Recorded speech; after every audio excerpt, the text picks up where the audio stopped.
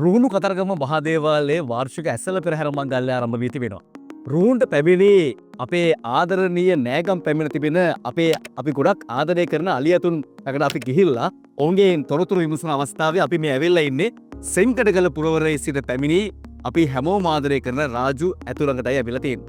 අපි ආදරෙන් සිහිපත් කරන ඔබතුමාගේ නම සමින්ද මහත්තයා කොච්චර කාල සීමාවකින් ඉඳන්ද දැන් රාජුත් එක්ක රාජුව බලාගන්නේ? දැන් අවුරුදු 6ක් තිස්සේ. 6ක් තිස්සේ. ඔබ දන්නවද මේ රාජු පින්නවල අලිනාතාගාරයේ ඉපදිච්ච පළවෙනිම ඇත්පැටවා. වර්ෂ 2006 දී තමයි පුංචි ඇතිනට සහ නීලගිරි හස්තියාට දාව තමයි ඉපදෙන්නේ. වර්ෂ 2009 අගෝස්තු මාසේ 5 වෙනිදා තමයි ශ්‍රී දළදා මාලිගාවට පූජා කරන්නේ. ඉතින් රාජුත් එක්ක එද්දි කියන්න අමතක කෙනෙකුට සිදුවීම් තියෙනවද මොනවද රසබර තොරතුරු? කියන්න ඉතින් ඇතයිත එකීකරුවෝ ඉන්නවා ඉතින් ගත්ත දවසින් ඉඳන්ම. දැන් හැමෝම අහනවා මේ රාජුගේ මේ දරට මොකද උනේ කියලා. මොකද උනේ ඇත්තටම? මට කිපිලා කාලේ මේ ඇතාගේ මේ එහා පැත්තේ දත තමයි දිගට තිබ්බේ. මේ ඇතයි ඔළුව අමාරුවට මේ පොළොවට ඒ කාලේ අර ඔළුව අමාරුවට පොළොවට අයිනෝ. ඒ කියන්නේ ඔළුවේ අමාරුව අඩු වෙන්න. තනි දතට බර වැටෙනක. ඒකට කල්ල ගිය දත. කල්ල ගියා.